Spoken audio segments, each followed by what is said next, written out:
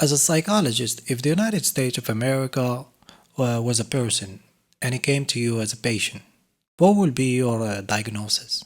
Let's begin by acknowledging the complexity of your story. You are a patient with tremendous potential, but one who carries profound contradictions. You speak passionately about freedom, equality, and unity ideals etched into your founding documents, and yet there's a palpable dissonance in how you live those values. Imagine a person who insists they're generous but hoards resources, who claims to cherish family but refuses to speak to their siblings. That's the tension I see in you, a deep, unhealed divide between who you aspire to be and who you've been forced to become by the weight of your history. Your symptoms are hard to ignore. You're gripped by a chronic identity crisis, torn between two versions of yourself. One is the bold visionary, the shining city on a hill, a beacon of progress and opportunity. The other is a product of unresolved trauma, a past built on violence, exclusion, and the suppression of voices you once deemed unworthy. This split isn't just philosophical, it's emotional. You swing between grandiosity and self-loathing, between proclaiming yourself the greatest nation and lamenting your decline.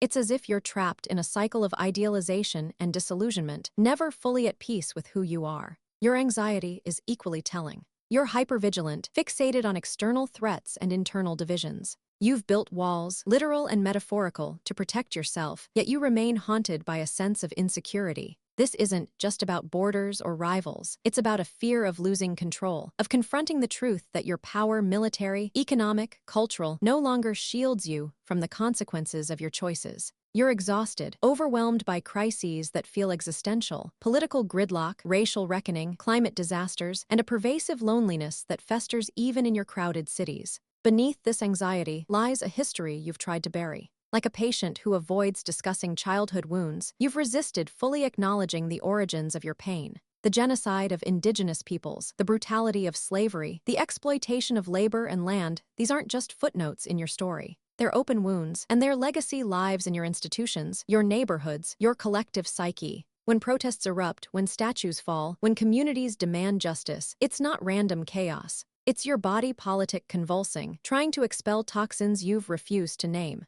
Your relationships are strained, too. Your family, the diverse tapestry of cultures, ideologies, and generations under your roof, is locked in a destructive pattern. Communication has broken down. You dismiss one another as un-American or unpatriotic, weaponizing identity instead of seeking common ground. Trust has eroded. You cling to narratives that confirm your biases, retreating into echo chambers where compromise feels like betrayal. This isn't just disagreement, it's relational trauma, a failure to see each other as fully human. Resilience alone isn't enough. Progress requires honesty. You must confront the gap between your ideals and your actions, not with shame, but with clarity. Your prognosis is guarded. The path forward demands courage, to listen to the voices you've silenced, to mourn what you've lost and what you've taken, to redefine strength not as dominance but as integrity. If you continue to blame others, to cling to myths of innocence, your divisions will deepen. But if you face your truth, however painful, you might finally integrate the fragments of your identity.